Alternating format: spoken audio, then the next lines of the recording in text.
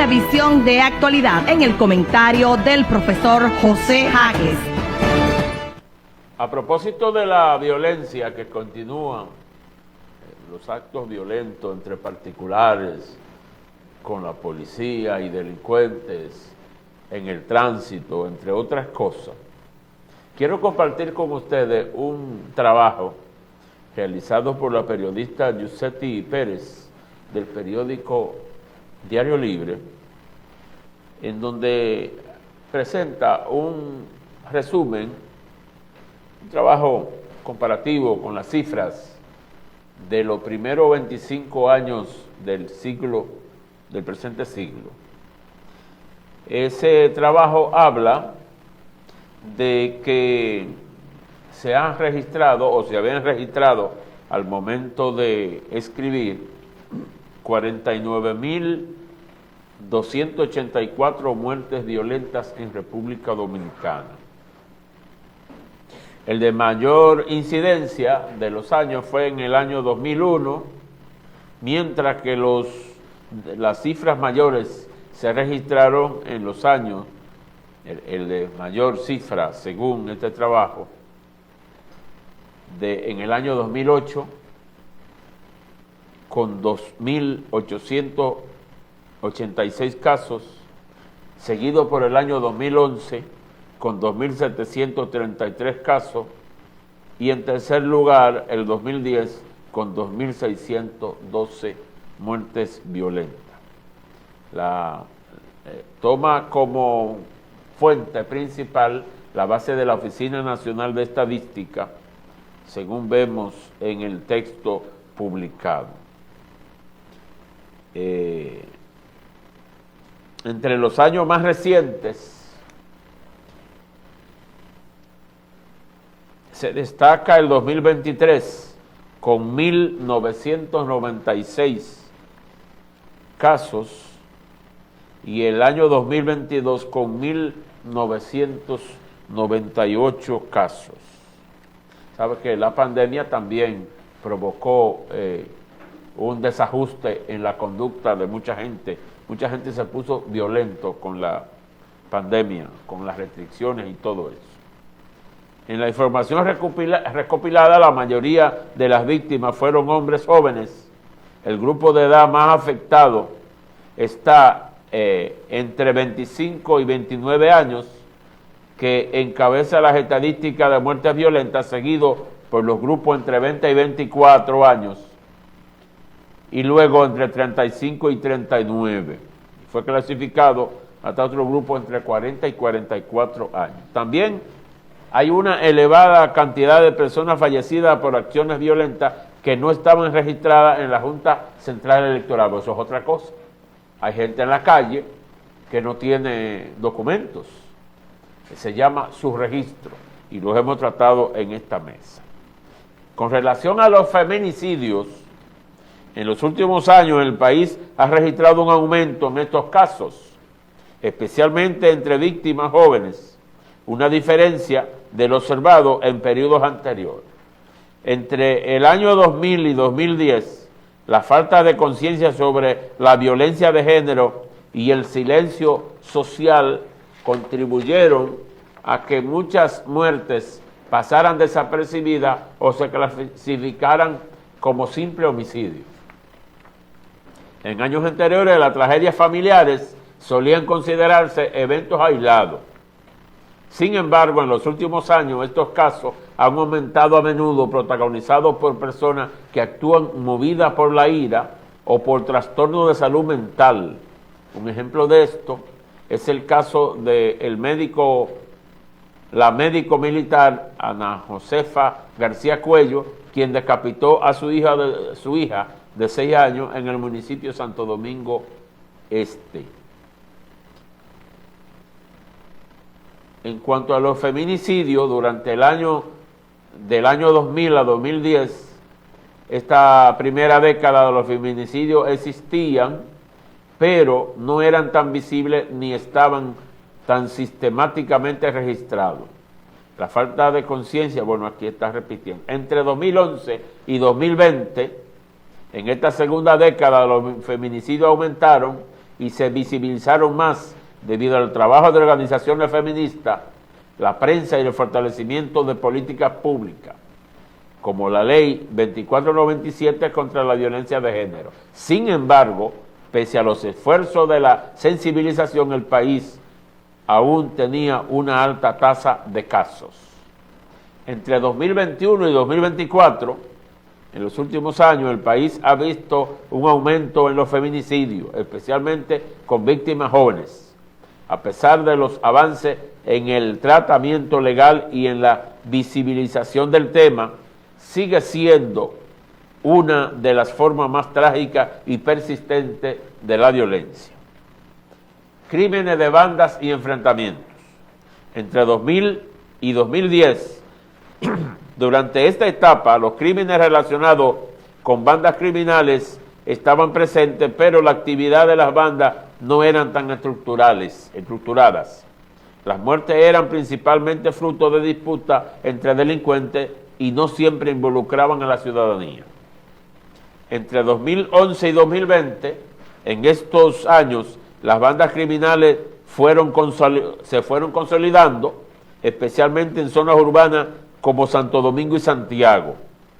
La violencia entre bandas, por el control del narcotráfico y el microtráfico de drogas, aumentó significativamente y los enfrentamientos entre ellas o con las fuerzas de seguridad se hicieron más frecuentes.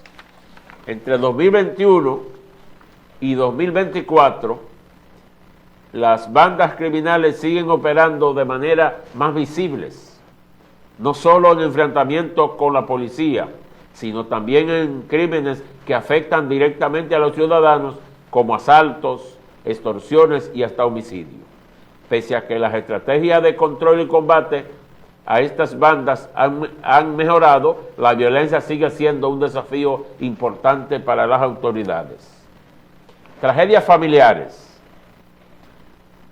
De 2000 a 2010, las tragedias familiares, como los crímenes cometidos por miembros de la misma familia, filicidio y parricidio, fueron eventos aislados. Sin embargo, no se le prestaba la misma atención mediática ni social a estos crímenes. De 2011 a 2020, los casos de filicidio y parricidio empezaron a aumentar y llamar la atención. El cambio de la exposición de estos crímenes vino de la mano con un aumento de la cobertura mediática sobre las tragedias familiares y una mayor conciencia sobre la salud mental y los trastornos emocionales. 2021-2024. Este fenómeno ha continuado, es decir, de las tragedias familiares, ha continuado con una fuerte alarma social en torno a los actos de violencia extrema dentro de las familias. La violencia doméstica, exacerbada por los problemas emocionales o trastornos mentales, sigue siendo un tema grave.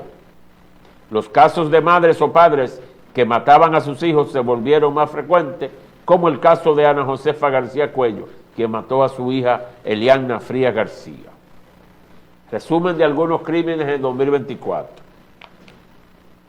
2024, año en que recientemente culminó, República Dominicana fue escenario de numerosos actos violentos que sumieron a decenas de familias en el dolor. Crímenes atroces como feminicidio, enfrentamiento entre bandas y tragedias familiares marcaron un periodo de profunda conmoción social. Durante este año, al menos 5 casos trágicos involucraron a padres que acabaron con la vida de sus hijos e hijas que asesinaron a sus padres. Estos crímenes, conocidos como filicidio y parricidios, estremecieron al país por la violencia dentro del seno familiar. La mayoría de los casos más devastadores ocurrieron en agosto, entre ellos el ya citado de la niña Eliana Frías, quien fue decapitada por su madre.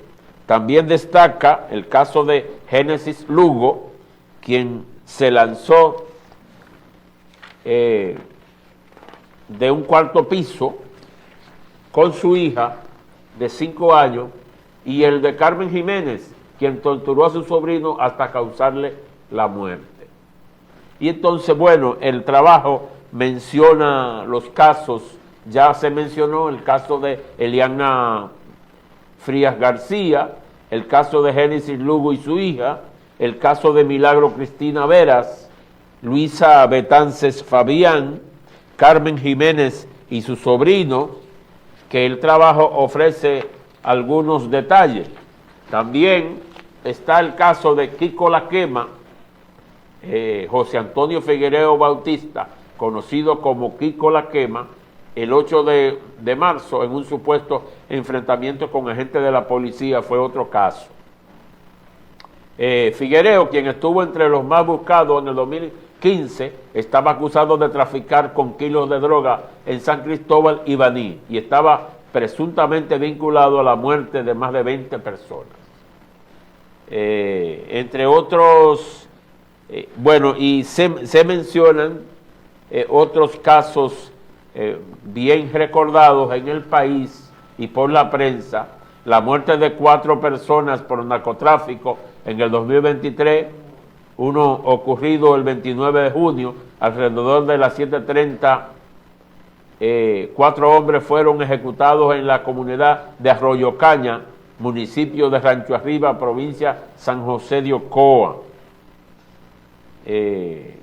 Los fallecidos fueron José Miguel Mordán Villar, de 35, Concepción Coronado Paredes, de 33, Cesarín Liranzo, de 29, y un cuarto hombre no identificado. También se destaca en el 2022 el asesinato de Orlando Jorge Mera, 6 de junio. Jorge Mera, ministro de Medio Ambiente, fue asesinado en su despacho por un amigo cercano y ex colaborador, quien tenía diferencias con él relacionadas con un negocio de importación de armas y permisos ambientales. La policía acribillaron a una pareja cristiana en el 2021. Elisa Muñoz Marte y Joel Díaz fueron interceptados por una patrulla policial el 29 de marzo, alrededor de las 10 de la noche, en 30 de marzo de Villa Altagracia, en la provincia de San Cristóbal. Y así se mencionan también la masacre de Paya en el 2008, que sonó bastante este caso, que fue un ajuste entre narcotraficantes, el asesinato de Emily Peguero en el 2017, una adolescente de 16 años y quien tenía 5 meses de embarazo, fue asesinada por su pareja, quien la golpeó y la mató en agosto de 2017. Este caso era de San Francisco de Macorís, de una alta dirigente del partido, el hijo de una alta dirigente del Partido Revolucionario Dominicano, y que era funcionaria en el gobierno. Y ahí ven ustedes que en 25 años República Dominicana ha expresado una gran violencia entre particulares y autoridades, entre bandas y entre la familia. Por lo que nosotros decimos que este 2025 hay que plantearse una reflexión, y las autoridades hacer un esfuerzo mayor de crear estrategias, no solo entre los organismos de seguridad, sino también de abrir un diálogo con las expresiones sociales, las organizaciones, las iglesias, las escuelas, plantearse algún plan sobre esto, porque Dominicana está en el mapa, aunque no está en guerra, es como si lo estuviera por la cantidad de personas fallecidas mediante la violencia. Gracias por continuar con nosotros.